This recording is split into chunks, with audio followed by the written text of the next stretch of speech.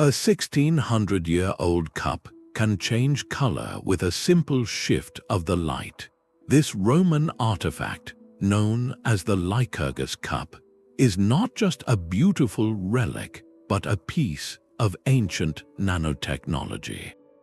By the end of this story, you will see the classical world through an entirely new lens of ingenuity.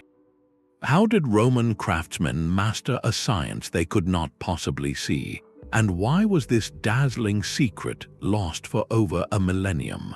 What does it feel like to witness a miracle of physics that was forgotten by history?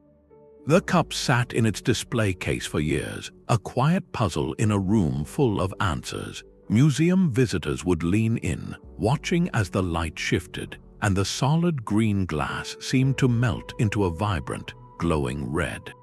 It was an effect so startling, so seemingly impossible for an object of its age, that it defied every expectation. Historians knew it was Roman, dating from the 4th century, and the intricate cage work depicting the mythical king Lycurgus was a masterpiece of ancient art. Yet its most famous feature, this magical color change, remained a complete technical mystery. Experts could only speculate it was the result of a forgotten recipe, a secret formula lost when the Roman glassmaking industry faded. The cup became a beautiful anomaly, a testament to a skill so advanced that not even the modern world could immediately decipher it. This was not just a question of art history, it was a direct challenge from the past. How could artisans working over a millennium and a half ago achieve an optical effect that modern science could not readily explain?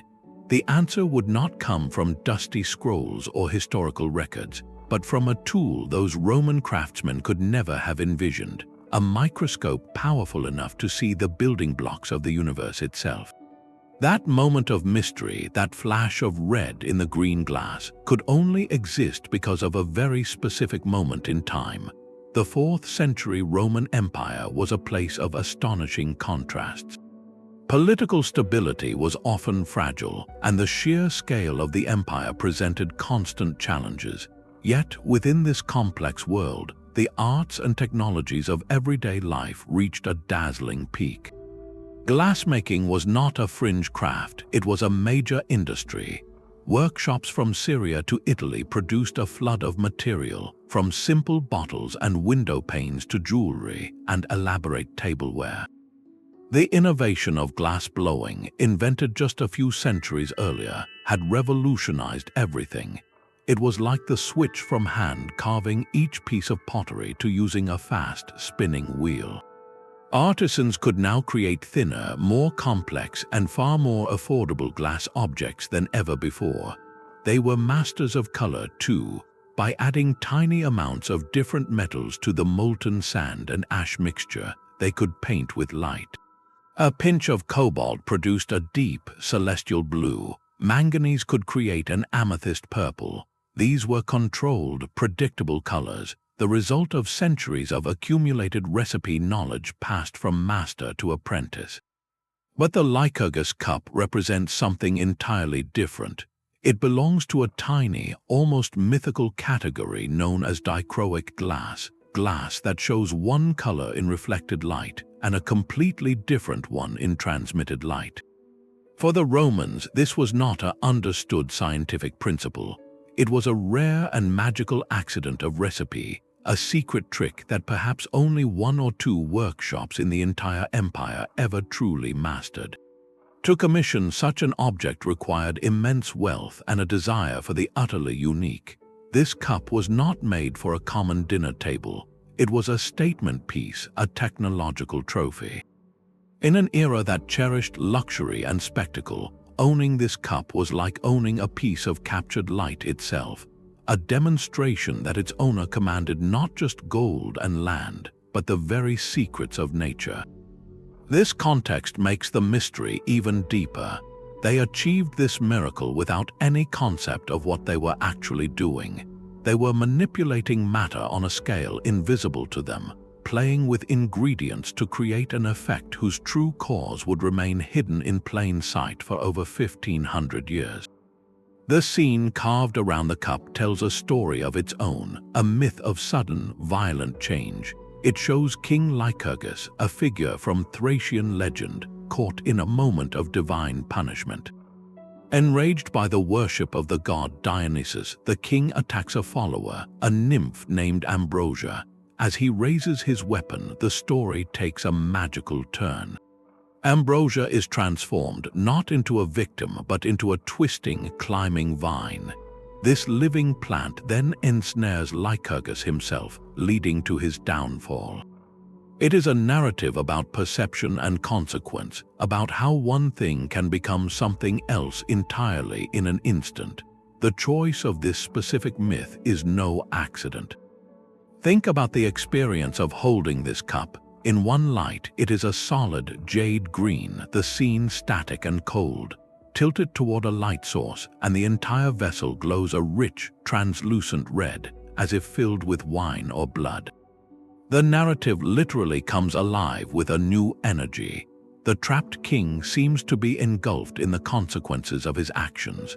The artisans, whether they fully understood the physics or not, paired a story about metamorphosis with a material that physically metamorphoses before your eyes. This is where technology meets profound artistry. They did not just create a party trick with light, they embedded a philosophical idea into the very substance of the object. The cup becomes a meditation on the nature of reality itself, suggesting that what you see depends entirely on how the light hits it, and that truth, like the fate of Lycurgus, can shift in a moment. This layering of meaning transforms the cup from a mere drinking vessel into a conversation piece of the highest order, designed to provoke wonder and discussion about fate, divinity, and the illusion of solidity. The secret was hiding within the glass itself, waiting for a science that could finally see it. For centuries, the cup's magic was attributed to a lost art, a master's secret recipe whispered between generations and then silenced by time. But in the mid-20th century, researchers gained a new kind of sight. Using chemical analysis, they could break the ancient glass down into its elemental components, reading a recipe that had been frozen for over a millennium. What they found was both expected and utterly astonishing. The base material was typical Roman glass, a mix of sand and plant ash, but then came the trace signatures, the ghostly fingerprints of the artisans. The analysis revealed incredibly tiny amounts of precious metals, gold and silver, mixed into the batch. We are talking about vanishingly small concentrations, around 1 part in a million for the gold and about 4 parts in 100,000 for the silver. These were not accidental contaminants. In the world of Roman glassmaking, you did not casually spill flecks of gold dust into a vat of molten sand. Gold was far too valuable and its effects too unpredictable to be an accident. This was a deliberate, precise addition, yet it made no conventional sense. Gold was not a standard Roman coloring agent. If you wanted red glass, you would typically use copper, which produced a reliable, ruby red color. Silver could be used for yellows, but again, it was not common. So why were they there? The discovery transformed the narrative around the cup. This was no longer just a story about artistic skill. It was a story about ancient alchemy. The Roman craftsmen, through experimentation or perhaps a fortunate mistake, had discovered that adding a minuscule pinch of powdered gold and silver to their mix created something miraculous. They had no concept of nanoparticles or quantum physics. They simply knew that this specific recipe, when heated and worked in a certain way, trapped light in a manner that defied all other glass. They were manipulating matter on a scale they could not comprehend to produce an effect they could not explain, yet could reliably reproduce. This tiny clue, these specks of precious metal, shifted the entire mystery. The question was no longer just what they did, but how on earth it actually worked. The answer would require looking even deeper into a realm so small it challenges our very understanding of reality. The true nature of the cup's secret finally came into focus in the 1990s, not with a chemical formula, but with a new way of seeing. Scientists placed a tiny, carefully removed fragment of the ancient glass under a scanning electron microscope, an instrument that uses a beam of electrons instead of light to reveal a world invisible to our eyes. What they saw at magnifications thousands of times greater than anything previously possible was not a uniform blend of materials. It was a galaxy. Suspended within the clear glass matrix were countless specks of metal, a glittering cosmic dust of gold and silver. But these were not mere flecks or shavings. Each particle was astonishingly uniform in size, measuring between 50 and 100 nanometers across. To grasp that scale, a single nanometer is 1/1000th of a meter. A human hair is about 80,000 nanometers wide. These particles were smaller than the wavelength of visible light itself. This was the definitive breakthrough. The Romans had not just mixed metals into their glass, they had, through a meticulously controlled process of heating and cooling the molten material, created what scientists call a colloidal suspension. They had dispersed billions of perfectly sized metal nanoparticles evenly throughout the entire cup. This is not a simple craft technique. It is a foundational principle of modern nanotechnology, the science of engineering materials at the atomic and molecular scale. Those ancient artisans, without any knowledge of atoms or particles, had perfected a method to manipulate matter on that exact scale. Their workshop was a laboratory, their furnace a reactor, and their recipe a precise protocol for building structures 1/1000th of a meter at a time. The magic of the color change was not magic at all, but a predictable physical interaction between light and these tiny metal islands. The cup was not merely colored, it was engineered. This invisible dance between light and metal is where the true wonder happens. To understand it, we need to think about light not just as brightness, but as a wave of energy. When a beam of ordinary white light, which contains all the colors of the rainbow, strikes one of those impossibly small gold particles in the glass, something extraordinary occurs. The energy of the light wave doesn't just bounce off or pass through. Instead, it interacts with the sea of electrons on the particle's surface. It's like tossing a stone into a perfectly still pond. The stone's impact doesn't just make a splash and disappear. It sets the entire surface of the water rippling in a specific, rhythmic pattern. In physics, this event is known as surface plasmon resonance. The light wave essentially gives the electrons on the nanoparticle's surface a collective push, setting them all oscillating or vibrating together in a unified wave of their own. This coordinated electron dance then re-radiates the light energy, but it does so selectively.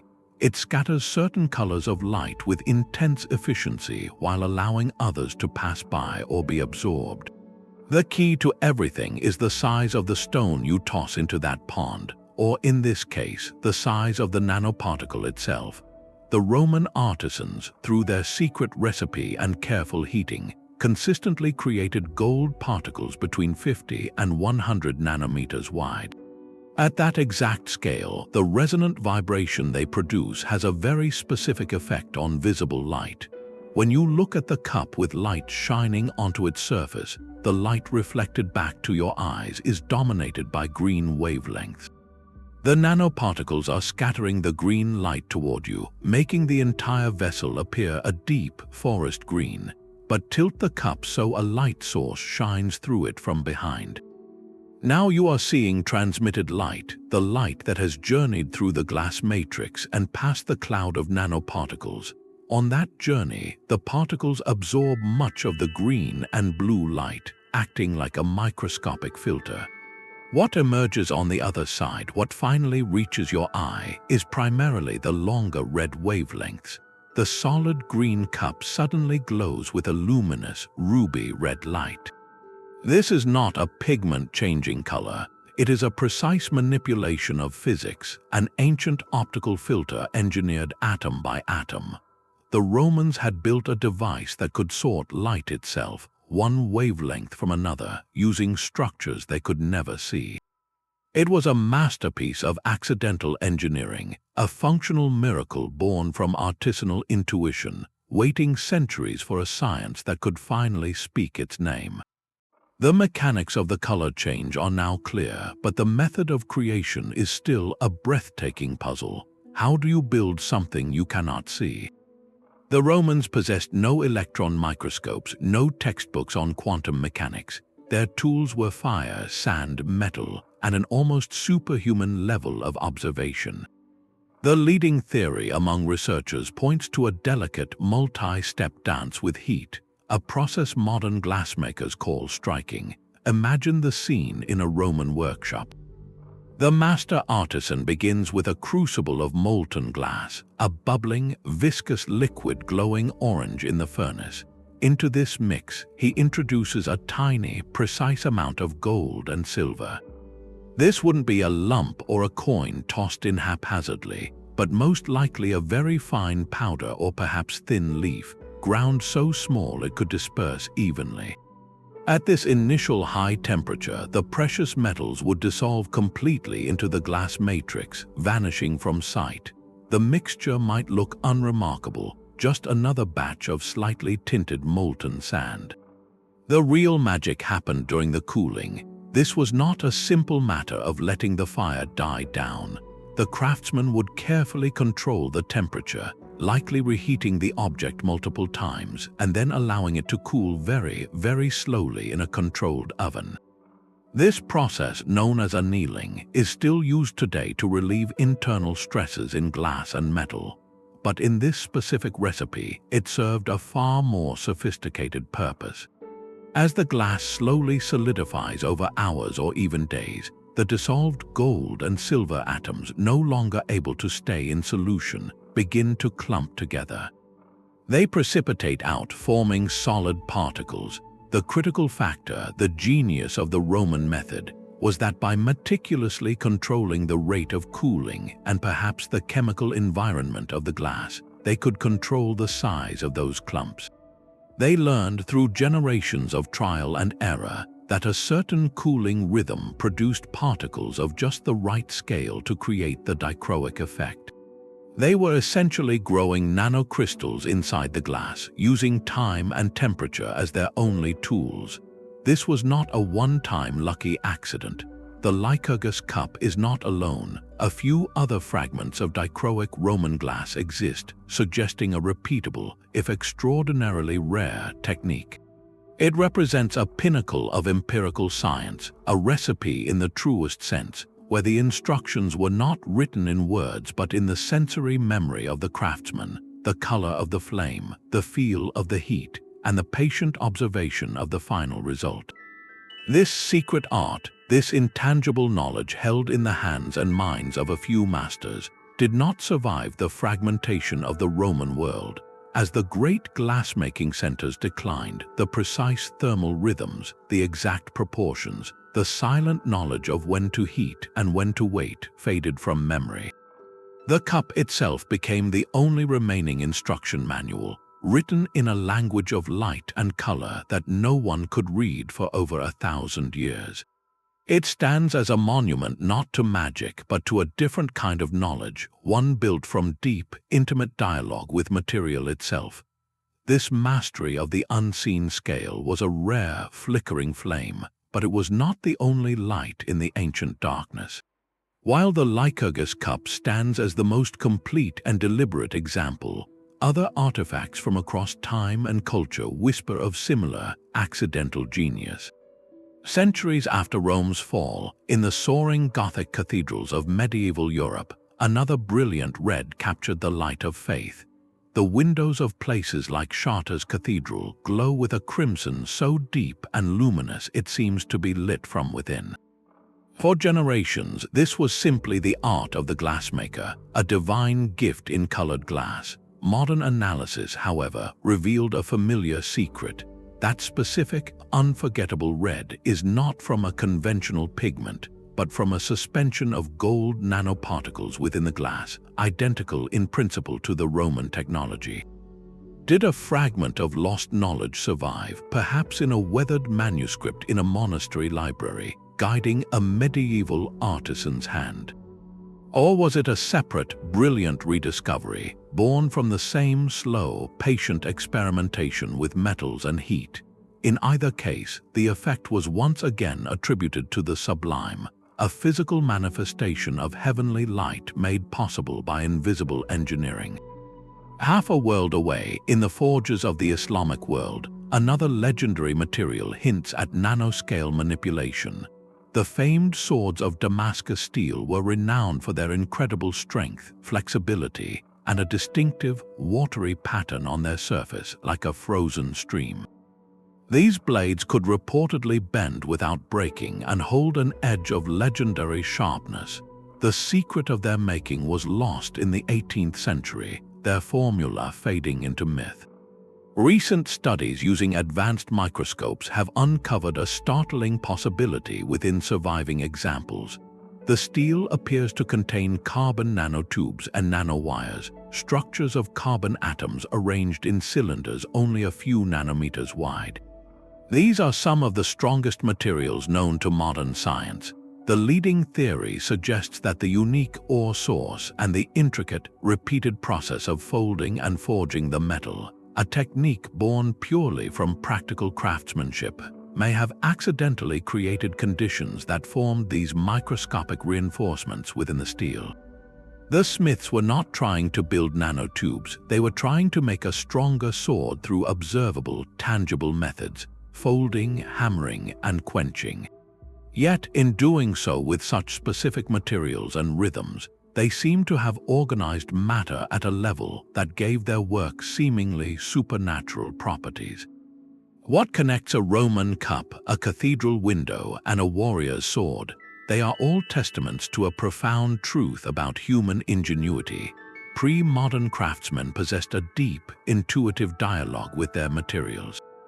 They worked through generations of accumulated recipe knowledge, through careful observation of cause and effect, and through a willingness to pursue a beautiful or useful result without needing to understand the underlying physics.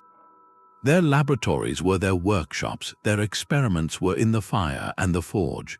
When they achieved something extraordinary, like a color-shifting cup or an unbreakable blade, the explanation available to them was often one of magic, alchemy, or divine favor. They had reached a frontier of material science without the language or instruments to map it. These artifacts are not proof of lost advanced civilizations, but something perhaps more meaningful. They are evidence that the drive to master our environment can, through sheer persistence and observation, occasionally stumble into realms of technology far ahead of its time. They represent brilliant, isolated peaks of achievement, illuminated by the light of a science they could not see, waiting patiently in the dark for our era to finally recognize what they had built. The story of the Lycurgus Cup is as much about disappearance as it is about creation. This miraculous piece of nanotechnology did not herald a new age of Roman science. It was a brilliant, solitary flare that burned out almost as soon as it was lit. The reason this astonishing technology faded into legend is woven into the larger, turbulent story of the empire itself. By the 4th century, when the cup was crafted, the Western Roman Empire was under immense strain. Political instability, economic pressures, and the movement of peoples across its vast borders were beginning to fray the intricate networks that had sustained its advanced culture. The creation of something as exquisite as the Lycurgus Cup depended on a perfect and fragile ecosystem. It required stable, long-distance trade routes to bring consistent, high-quality materials from across the Mediterranean. It needed centralized, specialized workshops where master artisans could dedicate years to perfecting a single, esoteric technique. Most crucially, it demanded an ultra-wealthy, educated patronage class with both the means and the desire to commission such unparalleled luxuries. These were not items for the mass market, they were the ultimate status symbols for a ruling elite. As the empire's western half began to fragment in the centuries that followed, that entire ecosystem collapsed. Trade routes were disrupted or severed. The great glassmaking centers, often located in vulnerable provinces, declined or were abandoned.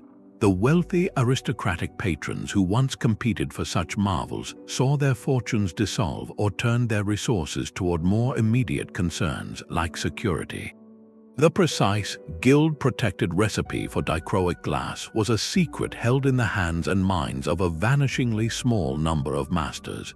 This was knowledge passed from teacher to apprentice through demonstration and practice, a sensory understanding of heat, timing, and material feel that was likely never written down in any detail. It was a living craft, and when the social and economic conditions that supported that craft vanished, the knowledge died with its last practitioners. Subsequent civilizations that inherited Roman territories, like the Byzantine Empire in the East or the emerging kingdoms of early medieval Europe, simply lost the capability. They could admire the beautiful red glass in old Roman mosaics or the occasional surviving relic, but they no longer possessed the technical lineage or the stable infrastructure to recreate it.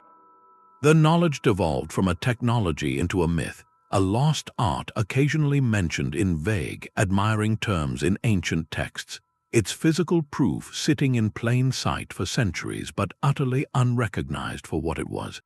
The cup itself became a beautiful curiosity, a prisoner of its own sophistication, waiting in silence for a future that could develop the tools and the scientific language to finally have a conversation with it again. For 16 centuries, the cup held its secret, a silent challenge cast across time. But in the modern laboratory, that challenge has finally been answered. Armed with the knowledge of nanoparticles and surface plasmon resonance, scientists in the 21st century set out to do something remarkable, to have a conversation with those ancient masters by replicating their work. This was not about proving they could make something as beautiful, but about confirming a theory through the most direct method possible, building it themselves.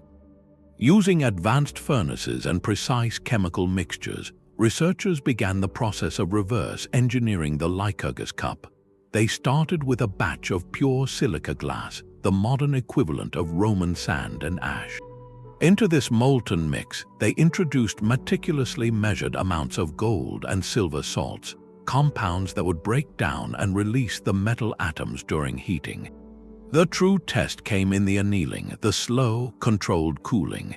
By carefully managing the temperature drop over many hours, they encouraged the dissolved gold and silver to precipitate out, to clump together into the all-important nanoparticles. And then, in a moment bridging over 1,600 years, they held up their sample to the light. The glass shifted from a pale green to a rich, glowing red. The theory was correct. The ancient effect was not only understood, it was reproduced. This successful replication is a profound form of historical validation. It turns speculation into confirmed fact. We now know with certainty that the Roman artisans were not relying on myth or magic, but on a repeatable, physical process they had empirically mastered. The modern scientists, with their electron microscopes and thermal controllers, had simply provided the instruction manual that the Romans never wrote down. In doing so, they transformed those anonymous craftsmen from the 4th century into unwitting collaborators in a 21st century experiment. The gap of centuries collapsed in that single, color-shifting piece of glass. But the modern experiments did not stop at mere replication. With the process demystified, researchers began to play with the variables. What happens if we change the size of the nanoparticles, they asked, or adjust the ratio of gold to silver? By tweaking these parameters, they discovered they could engineer the optical effect with new precision. They created glass that shimmered from blue to purple or from yellow to orange. They demonstrated that the specific 50 to 100 nanometer particle size the Romans used was the perfect key for the green to red transition. But it was just one possibility in a vast spectrum of hidden color. This exploration reveals something breathtaking about the Roman achievement. Their recipe was not just a lucky guess, it was an optimized solution. Through generations of trial and error, they had converged on the exact conditions needed for their desired, spectacular effect. The modern lab, with all its instruments, confirmed that their ancient technique was the most efficient path to that specific miracle. It proves conclusively that the Lycurgus Cup was not a one-time fluke or a happy accident that could never be repeated. It was the deliberate, reproducible outcome of a specific and controlled artisanal process. That process may have been guided by observation and tradition rather than quantum theory, but its results were as reliable and grounded in physical law as any modern manufacturing line. The cup is a testament to the power of human observation, a beacon that continued to shine just brightly enough for our era to finally see its light and trace its source. This ancient principle, once a secret for crafting luxury, has found a startling new purpose in the heart of modern medicine. The same interaction between light and gold nanoparticles that dazzled a Roman emperor is now being engineered to save lives. Today, scientists design these tiny particles not for their color, but for their ability to act as microscopic guides and messengers within the human body. One of the most profound applications is in targeted drug delivery. Imagine a scenario where a powerful medication needs to treat a specific area, like a tumor, without affecting healthy surrounding tissue. By attaching the drug molecules to the surface of gold nanoparticles, researchers can create a kind of smart delivery system. These nanoparticles can be designed to accumulate specifically at the site of illness, drawn by unique chemical signals, and then release their therapeutic payload directly where it is needed most. This minimizes side effects and maximizes the treatment's impact, turning a blunt instrument into a precision scalpel. The diagnostic potential is equally transformative. You may have already held this ancient Roman science in your hands without knowing it. Many modern rapid diagnostic tests, including some home pregnancy tests, rely on a similar principle. In these devices, gold nanoparticles are coated with antibodies that bind to a specific target molecule. When the test is positive, these particles cluster together, creating a visible color change, a red line, that we can see with our naked eyes. It is the Lycurgus effect scaled down to a life-saving signal. Researchers are pushing this even further, developing ultrasensitive assays that can detect the faintest traces of biomarkers for illnesses like cancer or infectious diseases long before traditional methods, offering the precious gift of early intervention. Beyond medicine, this rediscovered knowledge is reshaping our relationship with energy and the environment. The quest for cleaner power has led scientists back to those dancing electrons on a nanoparticle surface. In solar cell technology, layers of gold or silver nanoparticles can be embedded to trap light more efficiently. They act like a labyrinth for sunlight, scattering and capturing photons that would otherwise be reflected away, thereby boosting the cell's ability to convert sunlight into electricity. Furthermore, these nanoparticles form the basis of incredibly sensitive chemical sensors, because their resonant frequency shifts when even a single foreign molecule attaches to their surface. They can detect minute traces of environmental pollutants, explosives, or pathogens with unparalleled accuracy. What was once a marvel for a banquet hall is now a guardian for public health and safety. The journey of the Lycurgus Cup, therefore, is far from over. It has evolved from a static artifact into a dynamic bridge. It connects the aesthetic intuition of ancient artisans with the deliberate engineering of modern laboratories. The cup stands as a powerful reminder that the boundaries of discovery are not always forward in time. Sometimes they are sideways, waiting in the quiet wisdom of objects we thought we understood. It challenges the very notion of technological progress as a straight line, suggesting instead that inspiration can be a circle, where a forgotten masterpiece from the past illuminates a path to the future. This small glass vessel, by demonstrating that manipulating matter at the invisible scale could produce such breathtaking and useful results, serves as a historical proof of concept. It tells today's scientists and engineers that the nanoscale world is not just a theoretical playground, but a realm of tangible, powerful effects that human ingenuity has touched before and is now learning to command with ever greater purpose. The cup's final message may be that the most advanced technologies are often those that work in harmony with the fundamental laws of nature, laws that have been waiting, patient and constant, for us to learn their language. Perhaps the most profound legacy of the Lycurgus Cup is not in a laboratory, but in how it reshapes our view of history itself. This single object quietly dismantles the comfortable idea of linear progress, the assumption that technology simply marches forward in a straight line from primitive to advanced. Here is an artifact from the 4th century that demonstrates a clear mastery of a science that would not be formally understood for over 1,500 years. It forces us to retire simplistic labels. The Romans who crafted this cup were not primitive in their material science, they were empirically brilliant.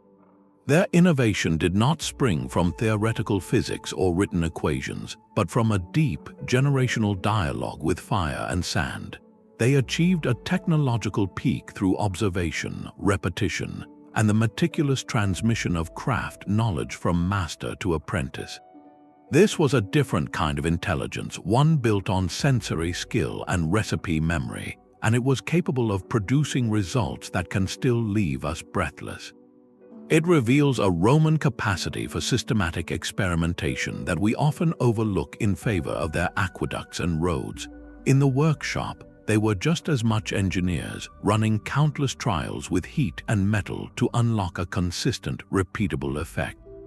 This challenges our modern arrogance, the notion that our understanding of the how makes our achievements inherently superior. The cup humbles us. It asks a quiet but persistent question. If they could do this without knowing why it worked, what other wonders might be embedded in the artifacts we walk past every day in museums?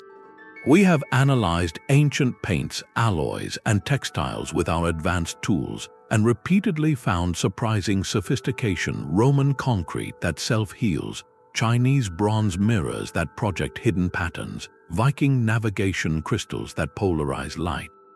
Each discovery is a reminder that past cultures possessed pockets of knowledge so advanced that they border on the magical, even to us.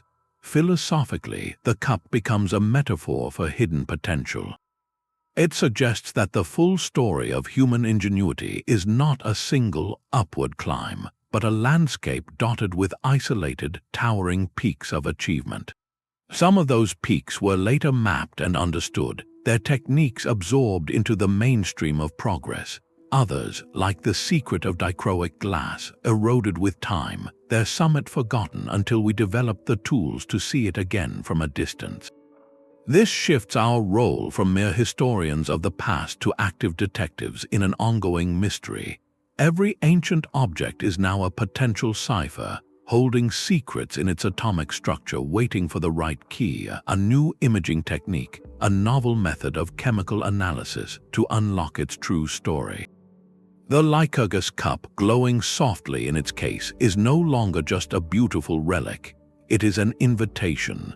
It asks us to look at every artifact not as a static product of its time, but as a dynamic participant in a much longer conversation between human creativity and the immutable laws of the material world. It urges a quieter, more respectful curiosity, one that acknowledges that our ancestors were not merely building toward our present, but were often solving their own intricate puzzles, sometimes reaching answers so elegant that we are only now learning how to ask the questions. The cup's own history is a shadowy tale of survival and reinvention. After its creation, likely in a major imperial workshop in Rome or perhaps Alexandria sometime in the 4th century, it did not simply sit on a shelf. It had to navigate the unmaking of the classical world. As the Western Roman Empire fragmented, the networks of trade and elite patronage that created such luxuries dissolved. Yet this fragile glass masterpiece endured. How does an object of such delicate artistry survive for over 1,600 years? The most plausible answer lies in a shift of purpose and setting. It is believed the cup may have found sanctuary within the walls of a church or monastery, removed from the political and military turmoil of the secular world. In such a sacred space, its astonishing color shift would have been interpreted not as a feat of nanotechnology, but as a divine miracle, a literal capture of heavenly light. Its value transformed from monetary to spiritual, ensuring its careful preservation as a relic of awe rather than a mere vessel. For centuries, it likely rested in a treasury, brought out only on the most significant holy days, its red glow seen as a symbol of sacred blood or transcendent truth, a meaning its original pagan craftsmen could never have foreseen. This ecclesiastical chapter may be the very reason it survived at all, protected by reverence while empires rose and fell outside the cloister walls. Its journey through time took another remarkable turn in the 18th century. By then, the cup had likely passed into the hands of a European noble or antiquarian who appreciated its beauty but not its original function. To them, it was a stunning ancient curio, and they sought to give it a modern purpose. Skilled metalworkers were commissioned to fit it with an ornate gilt silver rim and an elaborate base, converting the ancient drinking cup into a magnificent standing lamp. The metal additions were not vandalism but an act of adaptation, a desire to integrate this piece of the distant past into the fashionable salons of the Enlightenment era. It would have held a candle or perhaps a small oil flame, its body glowing from within, the dichroic magic now framed by Baroque or Rococo artistry. This phase speaks volumes about how each generation reinterprets the past. The Romans saw a technological marvel and a philosophical symbol. The medieval church saw a sacred vessel. The 18th century collector saw a beautiful antique to be enhanced and used as a luxurious light source. Each owner, in their own way, was trying to make sense of its mystery, projecting their own values onto its unchanging glass. The cup's modern story begins when it emerged from private ownership into the glare of the international art market. In the mid-19th century, it was acquired by the legendary Rothschild banking family, whose collections were among the most prestigious in Europe. For them, it represented the pinnacle of ancient artistry, a trophy of connoisseurship. It was in the Rothschild collection that the object, now known as the Lycurgus Cup, began to attract serious scholarly attention, though its secret remained locked away. Finally, in 1958, the British Museum secured it for the public, a moment that shifted its role once more. It moved from a private treasure to a public puzzle, an open challenge to historians, archaeologists, and eventually materials scientists. Its acquisition by a major museum was the essential precondition for everything that followed. It allowed for non-destructive study, for fragments to be carefully taken for analysis, and for its story to be told to a global audience. Each phase of its long life, from Roman banquet hall to silent church treasury, from Enlightenment lamp to Rothschild showcase, and finally to its current home as a museum centerpiece, adds a tangible layer to its biography. It is not a static artifact but a physical thread, a survivor that silently witnessed the Renaissance, the Age of Reason, and the dawn of the atomic age, all while holding a scientific revelation it could not share until the world was ready to listen. The final proof of this ancient miracle lay not in a single discovery, but in a quiet symphony of instruments. To truly crack the cup's code, scientists needed to see it in ways no human eye ever could, assembling a detailed portrait from layers of invisible evidence. The first and most dramatic breakthrough came from a device called a scanning electron microscope. Imagine a microscope that uses not light, but a focused beam of electrons to scan a surface. This allows it to see details thousands of times smaller than the wavelength of visible light, revealing a world that is utterly hidden. When a tiny, carefully extracted fragment of the cup was placed inside this machine, the true architecture of its magic was finally revealed. The screen displayed not smooth glass, but a glittering, starry field. Suspended in the clear matrix were billions of perfectly formed specks, each one a gold or silver nanoparticle. This was the visual confirmation, the first direct evidence that the Roman artisans had built their masterpiece from a hidden universe of tiny, engineered structures. It transformed the cup from a beautiful mystery into a documented feat of ancient engineering. But seeing the particles was only the first step. The next question was, what exactly were they made of? This is where a companion technique, called energy-dispersive X-ray spectroscopy, came into play. Often attached to the same electron microscope, this tool works by analyzing the unique X-ray signals given off when the electron beam strikes the sample. Each element in the periodic table emits a distinctive X-ray fingerprint. By scanning the area, scientists could create a precise elemental map. When they focused on one of those glittering nanoparticles, the readout showed a clear, strong signal for gold. Another showed silver. This analysis did more than just confirm the presence of these precious metals. It proved they were concentrated in those specific, tiny islands within the glass. It ruled out the possibility that the color came from a uniform stain or a surface coating. The gold and silver were intentionally and precisely placed, locked into the glass's very structure during its creation over 1,600 years ago. With the particles identified and mapped, the investigation turned to understanding their precise optical effect. How much green light was scattered? How much red was transmitted? To move beyond observation and into precise measurement, researchers used an instrument called a spectrophotometer. This device doesn't just see color, it dissects light. By shining a controlled beam through a sample of the glass and measuring exactly which wavelengths are absorbed, scattered, or transmitted, it produces a detailed graph, a fingerprint of the material's interaction with light. The spectrophotometer's data for the Lycurgus Cup was definitive. It showed a dramatic, steep drop in the transmission of green and blue wavelengths, and a pronounced peak in the transmission of red light. This quantitative data perfectly matched the theory of surface Plasmon resonance for particles of that specific size.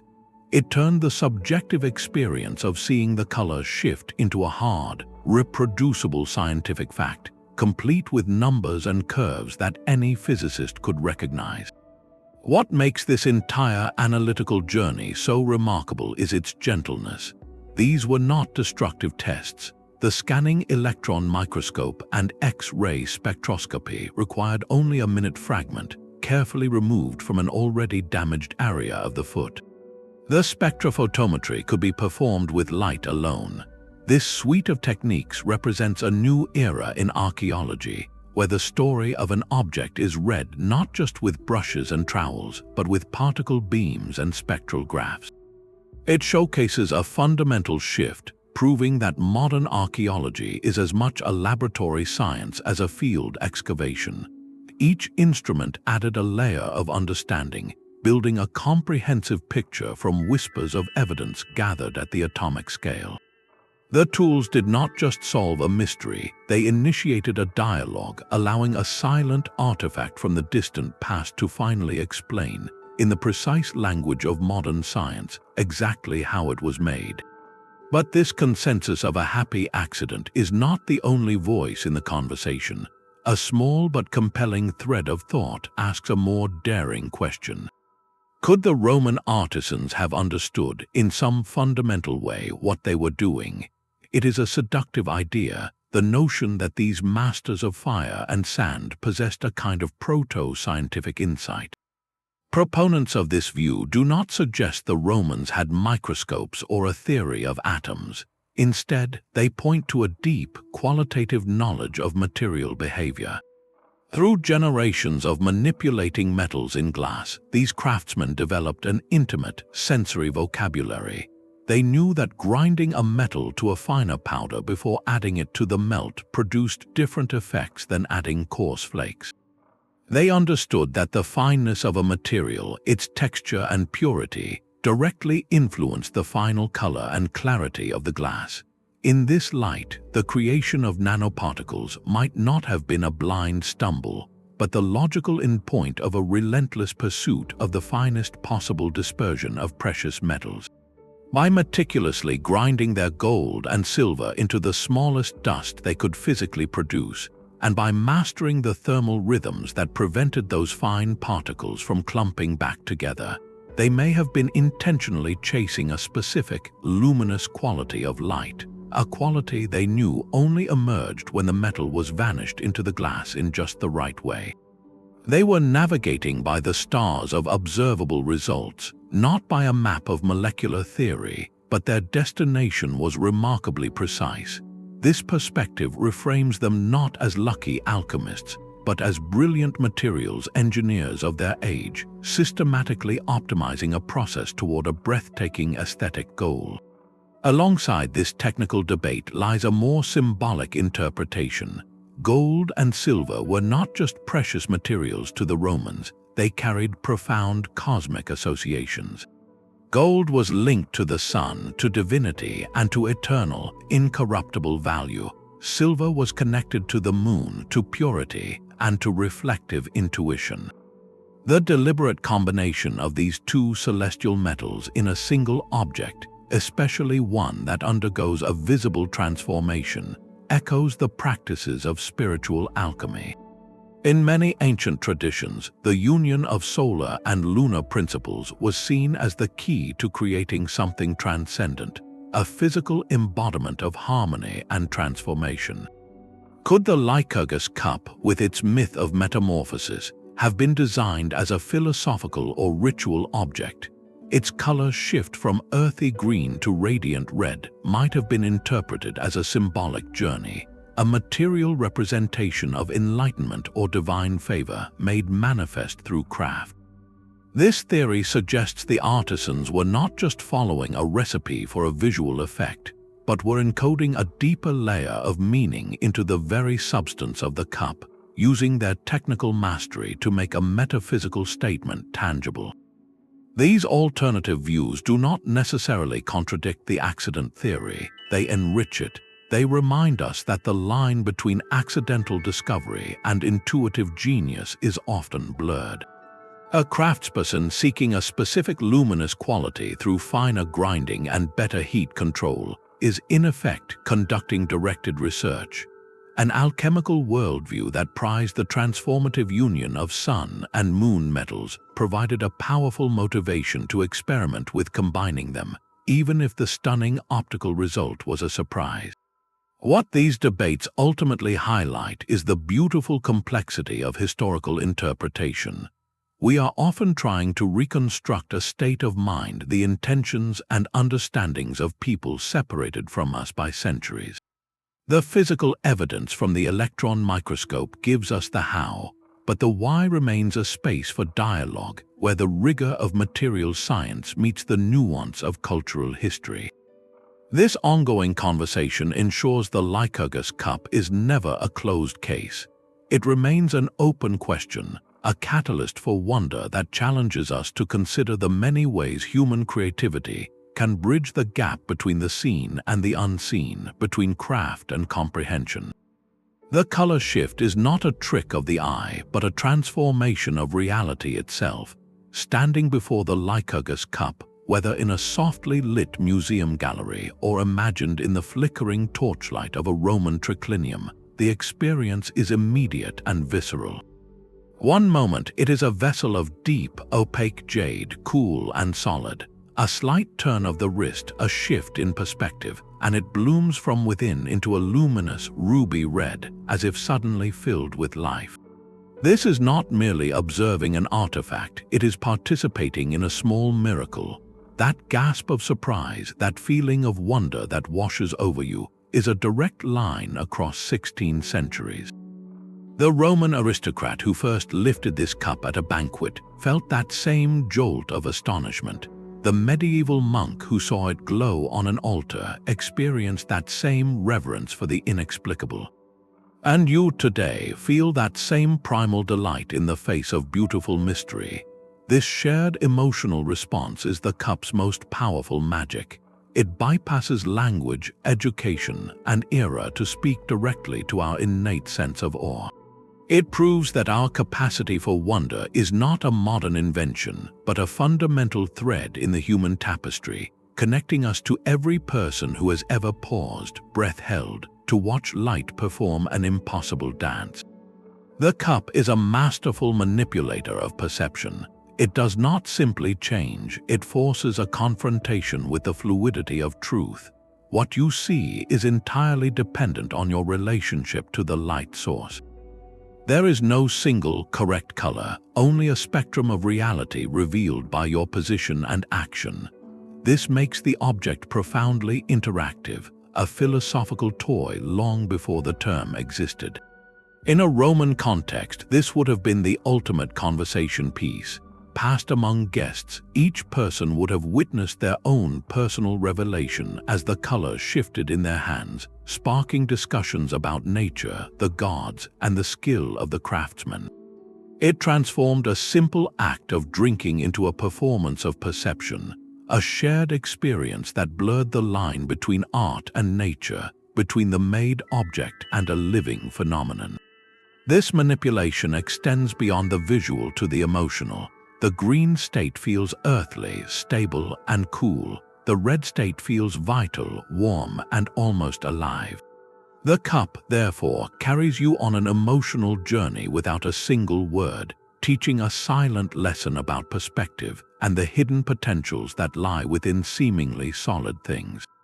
This ability to evoke a universal sense of awe makes the artifact a silent ambassador, a bridge between cultures that never knew each other. A visitor from any corner of the globe, speaking any language, can stand before it and understand its core message of transformative beauty. It requires no translation of its technique or history to feel its impact. In this way, the cup transcends its origins as a Roman luxury item and becomes a touchstone for a shared human heritage. It reminds us that the drive to create objects that inspire wonder, that stop us in our tracks and make us question our senses, is as old as civilization itself.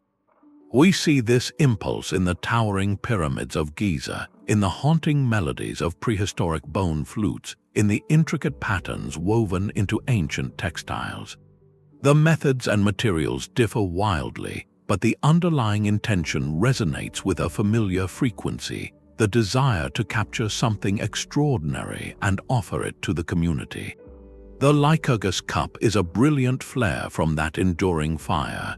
Its specific technology may have been lost, but the human yearning it fulfilled, the need to create and experience awe, has never faded. It asks us to look at our own world, at our screens and devices and modern marvels, and recognize them not as breaks from the past, but as continuations of this ancient, beautiful pursuit to shape the materials of our world into experiences that make us feel, just for a moment, the wonder of being alive.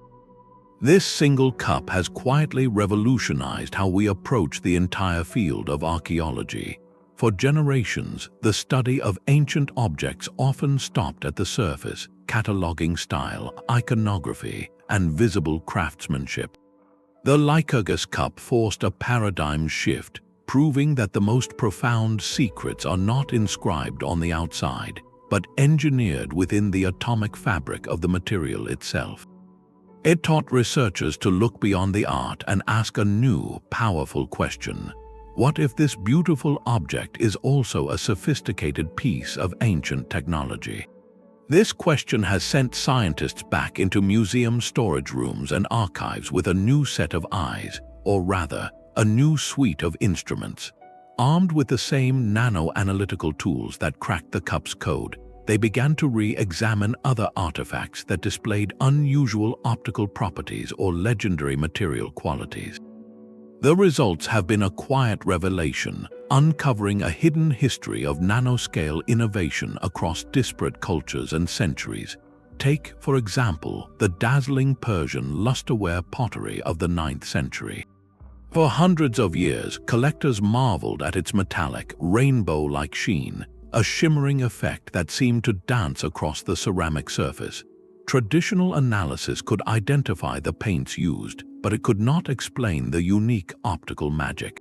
When samples were finally placed under a scanning electron microscope, the familiar signature appeared. The brilliant iridescence was created by a thin glaze containing copper and silver nanoparticles. Islamic potters, like the Roman glassmakers before them, had mastered a complex firing process that precipitated these tiny metal particles onto the surface of their pots, creating a thin film that interfered with light in precise ways. They were not just decorating pottery, they were applying a nanoscale coating to achieve an otherworldly visual effect. A similar story unfolded half a world away with certain types of Chinese porcelain, particularly the famed Junware from the Song dynasty. Some of these pieces exhibit a stunning, opalescent blue flush, often described as sky after rain. For centuries, this was considered the pinnacle of the potter's elusive art, a result of kiln conditions and spiritual harmony. Modern analysis, however, revealed a microscopic structure within the glaze, tiny spheres of glass and pockets of air, all sized at the nanometer scale. This structure scatters light in a specific manner, producing that soft, ethereal glow. Once again, artisans achieved a breathtaking result by controlling matter at a level far beyond their vision, their mastery embedded in the very chemistry of their craft. These discoveries advocate powerfully for a new kind of archaeology, one that is fundamentally interdisciplinary. The lone archaeologist with a brush and a notebook is now joined by the materials scientist with a spectrometer, the chemist with a mass spectrometer, and the physicist with models of light interaction.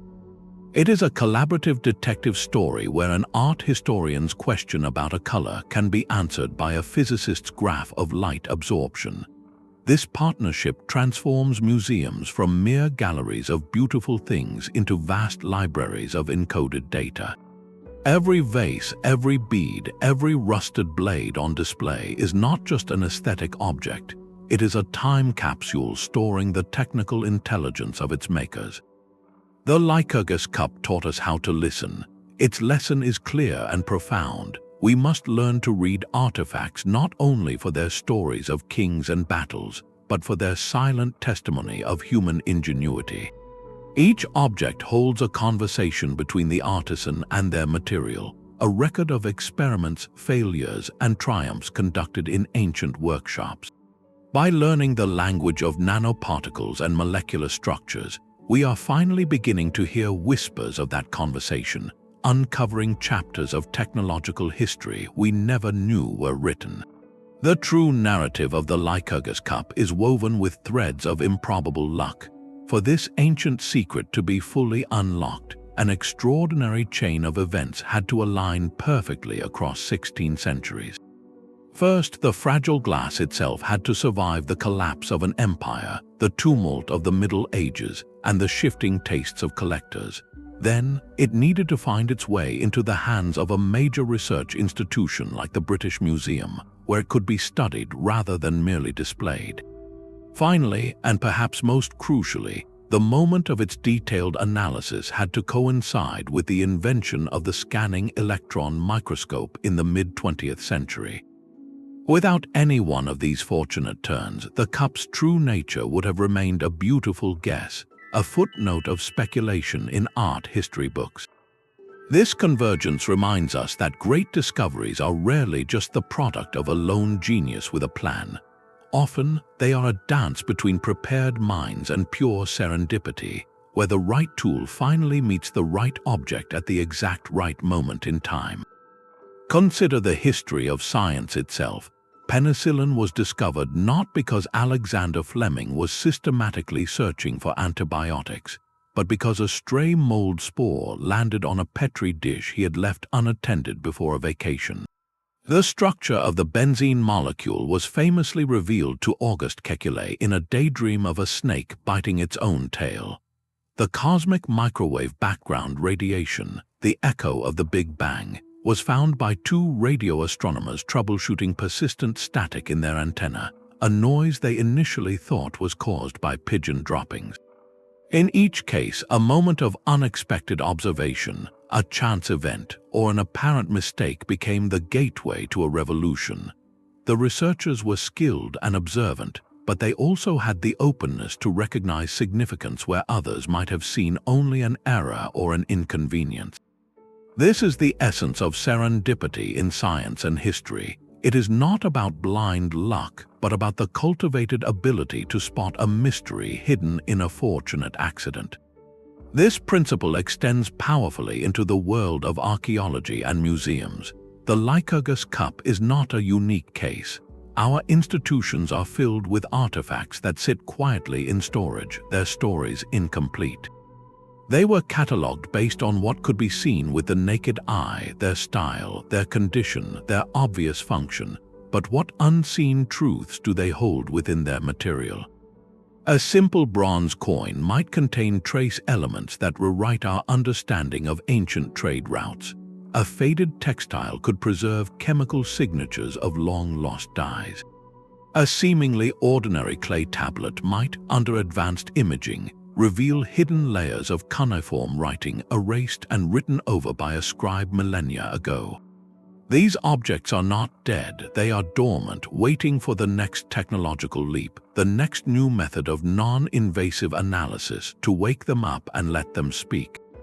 The next breakthrough might not come from a dramatic new excavation, but from a graduate student in a lab, applying a recently invented imaging technique to a pottery shard that has been in a museum drawer for 100 years. This reality fosters a thrilling mindset for both the public and researchers.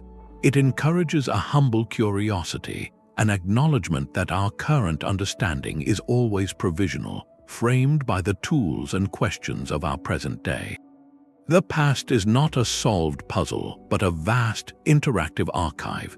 Every time we develop a new way of seeing, whether it is LiDAR to reveal lost cities under jungle canopies or protein analysis to identify ancient diseases, we are handed a new key to this archive. We get to ask old objects new questions. The story of the cup, therefore, is an invitation. It asks us to support the quiet, ongoing work in conservation labs and university departments, where the slow, meticulous process of re-examining the known world continues. It suggests that the greatest adventures in discovery might not always lie in distant, unexplored ruins, but in the stored collections we already steward, where countless whispers from the past await the future moment when we finally learn how to listen. That shared gasp of wonder is where true learning begins. The Lycurgus Cup has become far more than a museum exhibit. It is a master teacher, a single object that effortlessly bridges disciplines that are often kept separate in textbooks. In a science classroom, concepts like nanotechnology and surface plasmon resonance can feel abstract, distant equations on a whiteboard.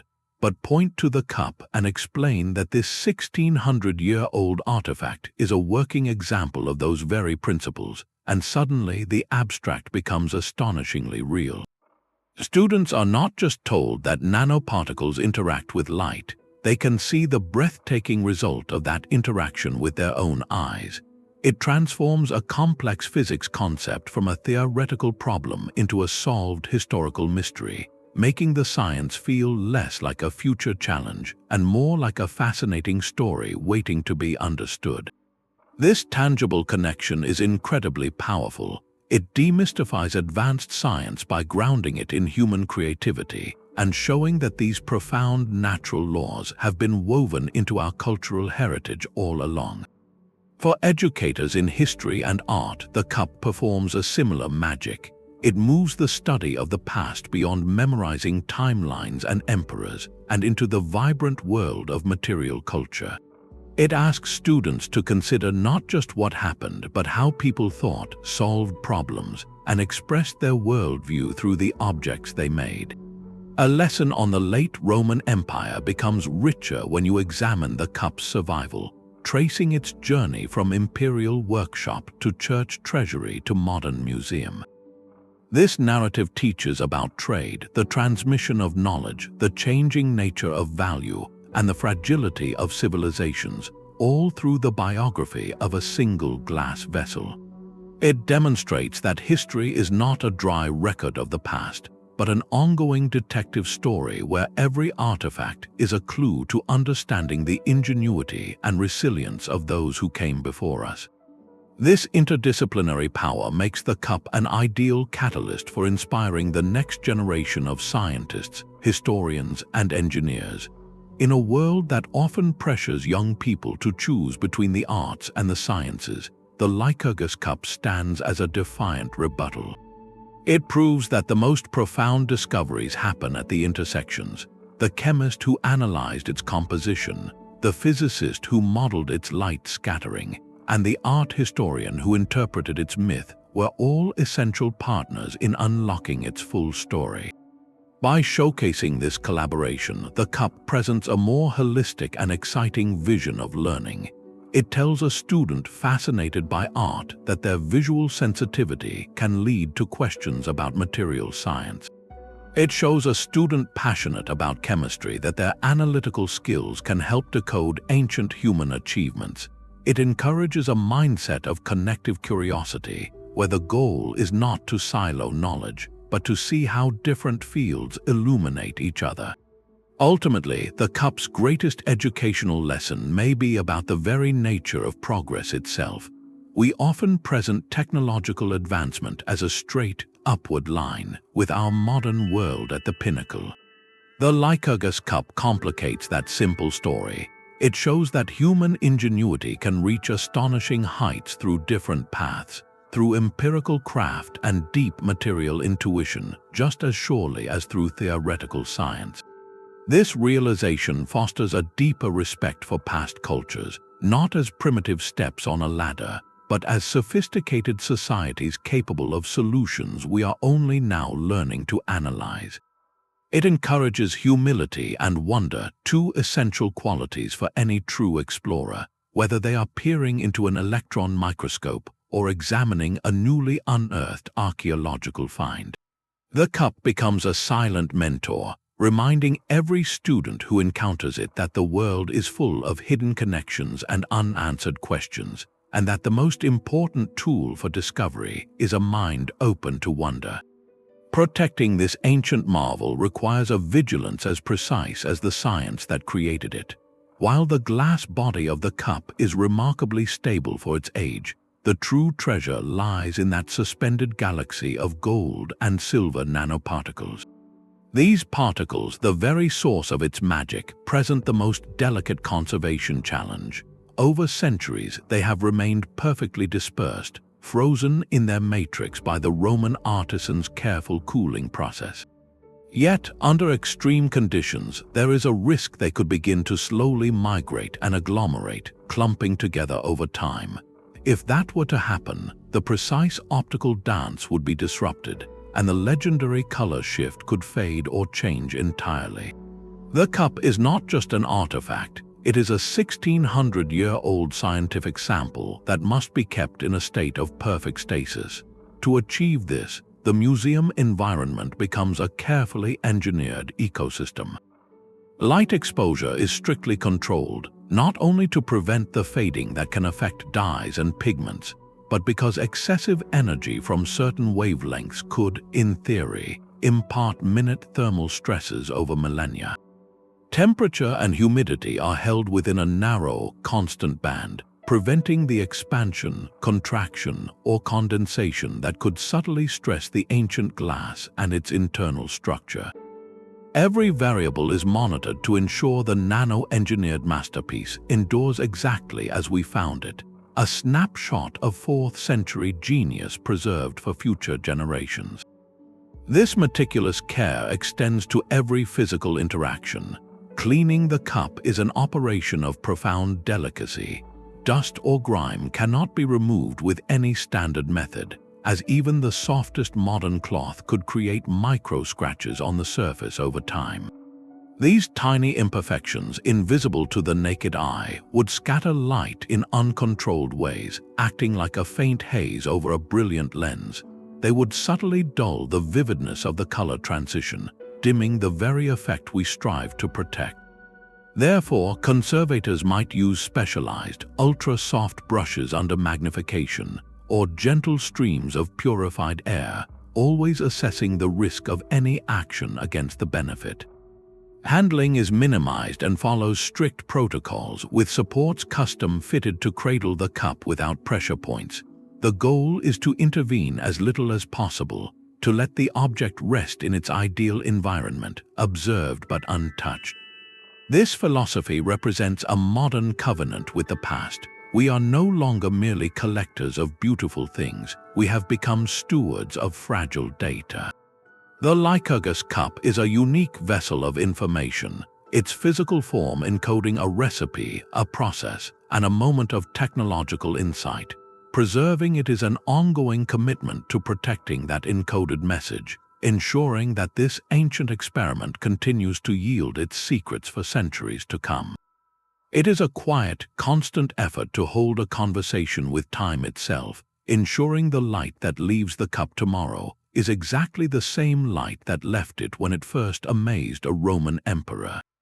Its shifting colors invite more than just scientific curiosity. They whisper of deeper meanings. The cup does not simply change. It embodies a fundamental duality, a conversation between two states of being. In its solid green form, it feels earthy, stable, and opaque, like a forest or a deep pond. When it glows red, it becomes vital, warm, and translucent, as if filled with lifeblood or a sacred flame. This physical transformation mirrors the very myth carved upon its surface, the story of King Lycurgus and his sudden, dramatic downfall.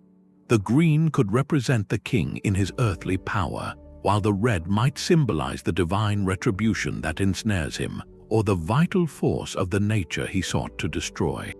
It becomes a meditation on life and its inevitable conclusion, on the moment when one state of existence is irrevocably transformed into another. The artisans who paired this specific story with this miraculous material were not merely decorating a cup, they were encoding a philosophical idea into its very substance. They created an object that performs the myth it depicts, making the lesson tangible every time the light shifts. This symbolism extends beyond the ancient narrative into the very way we interact with knowledge. The cup stands as a perfect metaphor for hidden truth. In one light, history presents a solid, seemingly complete picture, a green artifact with a known date and origin. But tilt the perspective, apply the new light of a scientific instrument or a fresh question, and a completely different reality is revealed, glowing with previously unseen details and connections. The cup itself is a physical lesson in perspective, teaching that what we accept as reality is often just the view from one fixed angle. It asks us to consider what else in our world, in our understanding of the past or even of ourselves, might transform if we were brave enough to change our position, to let a different kind of light shine through. In a modern context, it symbolizes the thrilling process of discovery itself, where a long-standing mystery in a museum case can, under the right investigative light, reveal itself to be a landmark of ancient nanotechnology. The truth was always there, locked within the glass, waiting for the moment we developed the means to see it. Ultimately, this makes the Lycurgus Cup a deeply philosophical object. It transcends its function as a vessel or even as a work of art. It becomes a tool for thinking about perception. Each viewer who witnesses the color change undergoes a small, personal revelation. They learn through direct experience that their perception is not passive, but an active collaboration with the environment. The cup demonstrates that seeing is not a guarantee of understanding, and that true insight often requires us to move, to adjust, to seek out new sources of illumination. It encourages a humble and curious mindset, one that questions first impressions and remains open to the possibility that everything contains a hidden depth, a second color waiting to be revealed. In a world of quick judgments and fixed opinions, the quiet lesson of this ancient cup is more relevant than ever, reminding us that wisdom often lies not in choosing one color over the other, but in appreciating the magnificent truth that both can exist within the very same object. The story of the Lycurgus Cup has long since escaped the quiet halls of academia. This ancient marvel now holds a firm place in our modern cultural imagination, appearing in countless documentaries, science magazines, and viral online explorations. Its seemingly impossible color shift possesses a perfect, almost cinematic quality, one that feels pulled from the pages of a science fiction novel. This inherent wonder makes the cup an irresistible subject for speculative narratives, often framing it as evidence of impossible ancient knowledge or visitors from beyond the stars. Yet the truth uncovered by patient science is, in many ways, far more compelling than any fiction.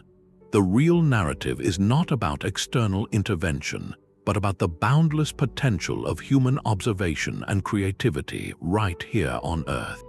The persistent media spotlight has transformed this single artifact into a true icon, a symbol of the deep and genuine mysteries that still lie within our shared past. It stands as a powerful rebuttal to the idea that history is a settled and dusty record. Instead, it proves that our understanding is always evolving, always ready to be upended by a new way of looking at the evidence we already have. In this role, the cup performs an invaluable service. It acts as a gateway. A viewer might click on a flashy headline about an ancient color-changing relic, drawn in by the promise of a puzzle. But in learning its true story, they are gently ushered into a much larger and richer world of historical and scientific inquiry.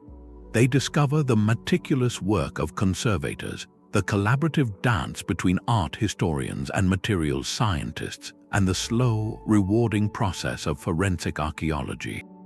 The cup demonstrates that real-world discovery carries its own profound thrill, one built on evidence, collaboration, and the slow, satisfying click of a puzzle piece fitting into place after centuries of silence. It reminds us that you do not need to invent ancient astronauts to feel awe at human achievement. The reality is astonishing enough.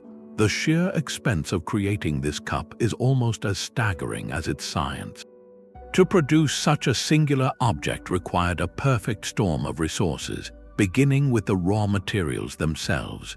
While the amounts of gold and silver were minuscule on a molecular scale, in the ancient world these were the ultimate stores of value.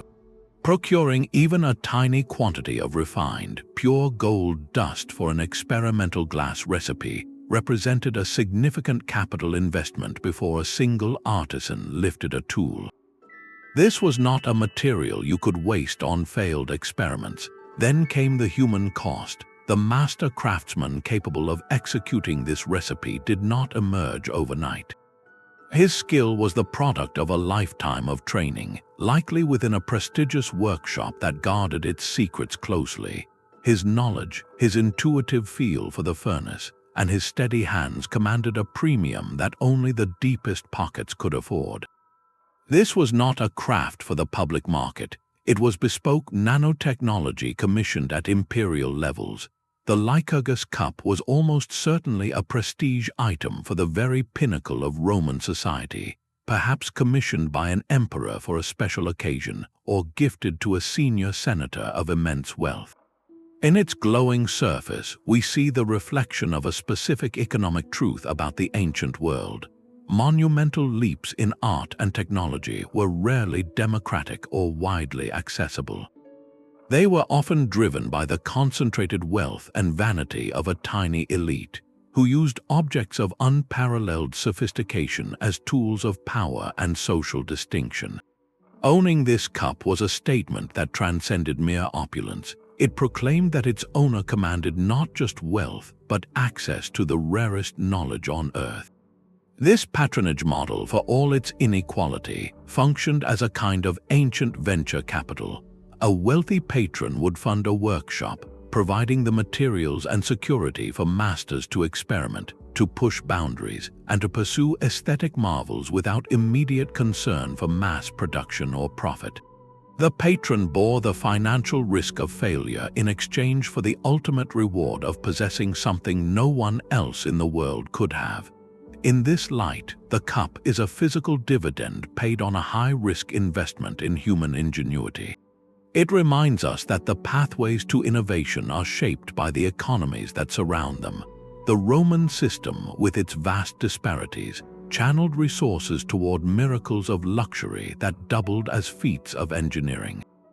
While we might critique the inequality, we cannot deny that this concentration of resources is what made the Lycurgus Cup possible, freezing a moment of transcendent genius in glass and gold for us to rediscover centuries later. Even with its secrets laid bare, the Lycurgus Cup is far from a closed book. For every question answered, a new, more subtle line of inquiry emerges. The first and perhaps most tantalizing mystery is one of scale. We have this one magnificent, complete vessel and a handful of surviving fragments, but could there be other, less spectacular pieces of Roman dichroic glass sitting unidentified in museum collections around the world? A small bead, a simple pendant, or a piece of inlay that shows just a faint, unusual shimmer under certain lights might be dismissed as a trick of corrosion or a simple impurity. With the cup's signature now known, researchers can systematically screen Roman glass artifacts using portable spectrometers, looking for that telltale optical fingerprint of embedded nanoparticles. The discovery of even a few more examples would be revolutionary. It would help map the geographic and chronological spread of this technology, revealing whether it was the secret of a single workshop in Rome or a technique that traveled to distant provinces. Each new find would be another data point, another clue to reconstructing the complete story of this lost art. Beyond simply finding more pieces, the ultimate technical challenge remains. While modern scientists have successfully replicated the effect, they did so with 21st century precision instruments controlling temperature and chemistry. The Roman masters used their eyes, their hands, and the color of the flame. Can we ever truly reverse engineer their exact empirical recipe and the specific heating cycle, the thermal rhythm that grew those perfect nanoparticles? Future research might focus on the microscopic waste. If archaeologists could locate the actual workshop site where the Lycurgus Cup was made, the analysis of crucible fragments, furnace slag, and even droplets of failed glass could be transformative. These discarded materials hold a chemical memory of the process. By studying the composition and microstructure of this waste, scientists could work backwards, piecing together the steps of the ritual from the ashes left behind. It would be like finding the rough drafts and scribbled notes of a long-lost genius, allowing us to trace the creative process from failed experiment to final, flawless masterpiece. The inquiry also begs us to widen our gaze. If Roman artisans could engineer nanoparticles in glass, did they ever apply this principle elsewhere? Could similar, subtle effects be hidden within other luxury goods? The brilliant reds in some Roman mosaics or the unique luster on certain pieces of jewelry might not come from conventional pigments or simple metal leaf. Advanced imaging techniques could scan these objects, searching for the distinctive signature of metallic nanoparticles at the interface between materials. Perhaps a garnet in a necklace was backed with a nanoscale film of gold to enhance its fire, or a mosaic tessera was glazed with a metal-infused coating to deepen its color. The cup challenges us to look at all Roman decorative arts with this new suspicion, to wonder if their mastery of light extended into mediums we have not yet considered. To pursue these questions, the tools of investigation are becoming ever more sophisticated. Future studies may employ advanced three-dimensional imaging techniques, like X-ray nanotomography, to map the exact three-dimensional distribution of nanoparticles throughout the cup's volume without damaging it. This would reveal whether the Roman craftsmen achieved a perfectly even dispersion, or if there are gradients and clusters that tell a story of the cup's movement in the molten glass. Other methods might analyze the isotopes of the gold and silver, potentially tracing the ore sources to specific mines, thereby mapping the long-distance trade networks that supplied this rarest of recipes. In the end, the Lycurgus Cup's greatest legacy may be its endless capacity to generate new questions. It proves that a single artifact, studied with enough curiosity and the right tools, can act as a key that unlocks not just one door, but an entire corridor of doors, each leading to a new room of historical and scientific mystery. It transforms from a static answer into a dynamic catalyst, ensuring that our conversation with the past is one that will never truly end. This rediscovered principle now powers industries worth billions. The same physics that dazzled a Roman banquet hall is foundational to fields like medical diagnostics, advanced sensors, and solar energy technology. This undeniable connection between a looted cultural artifact and a modern technological revolution sits at the heart of a quiet but profound ethical debate. Who truly owns the ideas of the past? The cup was crafted in the 4th century Roman Empire, likely in a territory that is part of modern-day Italy or perhaps the Eastern Mediterranean. It spent centuries in European collections before being acquired by the British Museum. Its physical journey mirrors the complex pathways of so many antiquities, objects removed from their original cultural and geographic context during eras of empire, exploration, and collecting. Today, the nanotechnology it demonstrates generates immense value for companies and researchers worldwide, far removed from the lands and descendant cultures of its makers. This creates a fascinating tension. The specific technical knowledge was utterly lost for over a millennium, and no living culture holds a continuous, proprietary claim to the recipe. No one is suggesting royalty payments to modern states for the use of surface plasmon resonance. Yet, the inspiration is direct and material. The cup served as a historical proof of concept, a physical clue that guided modern science toward a powerful realization. This situates the artifact within much larger, ongoing conversations about cultural heritage and the ethics of innovation. How do modern societies, which often house and study such objects, balance their role as stewards with the benefits they reap? The institutions that preserve these items fund the research that unlocks their secrets, and the societies that host those institutions often see economic and intellectual advantages from the resulting discoveries. This system can be framed as a virtuous cycle of preservation and progress, where protecting the past fuels the future, but it also risks echoing older patterns of extraction, where the material legacy of one civilization becomes a raw resource for the advancement of another. The question is not about legal ownership of the glass itself, but about a more subtle form of obligation. Does the act of learning from an object create a responsibility to the cultural lineage from which it sprang?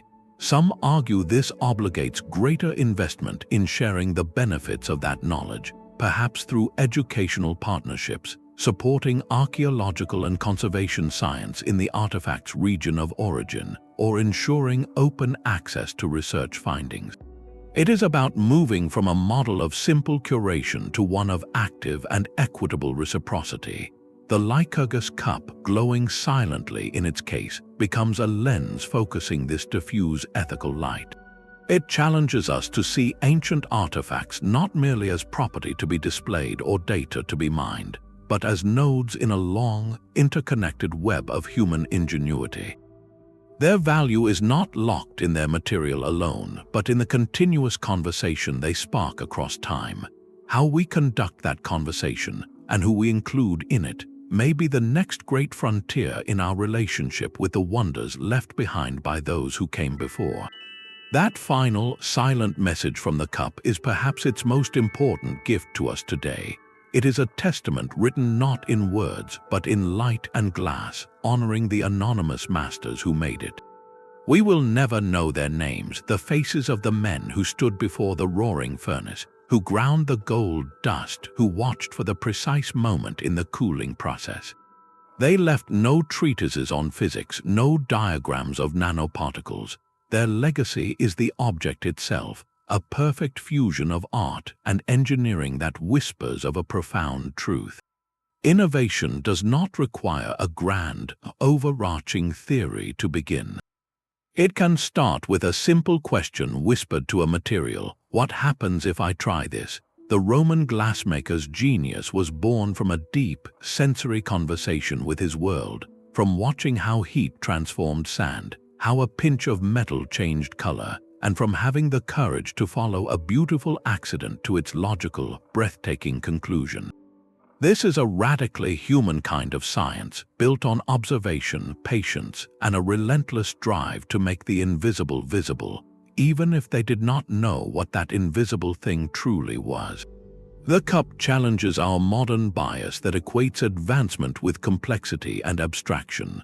It argues that the hand and the eye, guided by curiosity and honed by tradition, are instruments of discovery as powerful as any microscope. When we look at the Lycurgus Cup, we are not just looking at a relic. We are witnessing the result of a human mind fully engaged in a dialogue with nature, a dialogue that yielded answers far ahead of its time. This legacy is a powerful warning against the arrogance of the present. It is easy to look back at past civilizations and see only what they lacked, to define them by the technologies they did not possess. The cup stands as a defiant counterpoint to that narrow view. It demands that we judge historical societies not by our checklist of inventions, but by the heights they actually reached with the tools and knowledge they had. To dismiss the Romans as primitive because they lacked electricity or steam power is to completely miss the sophistication blooming in their workshops, a sophistication that we are only now equipped to fully measure. The cup forces a humbling perspective, reminding us that every era holds its own pockets of genius, its own unique solutions to the universal human urge to shape, to beautify, and to understand. The true lesson is one of respect for the unknown capabilities that lie all around us, embedded in the artifacts of every culture and every age.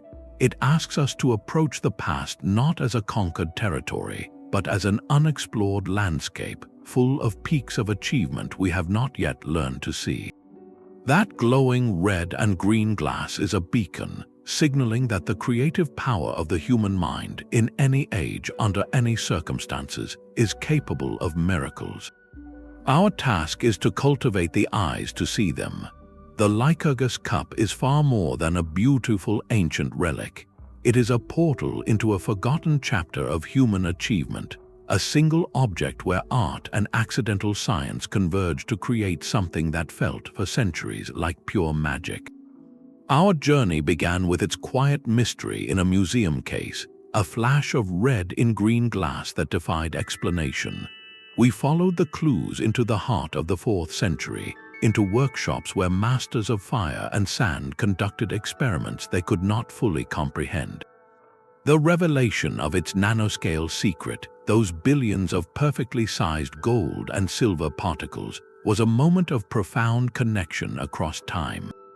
It proved that the seeds of advanced technology were sometimes planted and nurtured long before we had the language or the instruments to describe what was growing. This story quietly reshapes our understanding of the past. It asks us to retire the simple narrative of linear progress, where each generation builds directly and obviously upon the last. Instead, we see a landscape of human ingenuity dotted with brilliant, isolated peaks. The Roman artisans reached one of those summits through observation, recipe, and an intimate dialogue with their materials. Their achievement stands not as a precursor to our world, but as a parallel triumph of the human mind, a different kind of intelligence yielding results that can still leave us breathless. The cup's legacy extends powerfully into our present, from the rapid medical tests in our homes to the sensitive sensors guarding our environment.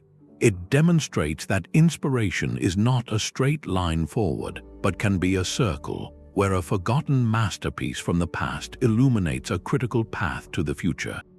This fusion of history and science offers a vital lesson for how we see the world today. Let this cup be a quiet reminder to look closer at the objects and ideas we take for granted. Question the assumptions about what past cultures were capable of. Find wonder and opportunity in the intersection of disciplines, where the curiosity of an art historian meets the precision of a materials scientist to solve a 1600-year-old puzzle. Our museums and ancient sites are not just archives of a finished story. They are libraries of unsolved mysteries, each artifact a potential key waiting for the right question to turn it. If this journey into a world where light dances with ancient nanoparticles captivated you, consider subscribing for more explorations into history's greatest puzzles. We would love to hear your thoughts as well. What other ancient secrets do you believe might be hiding in plain sight, waiting for a new perspective to reveal their true story? Share your ideas in the comments below.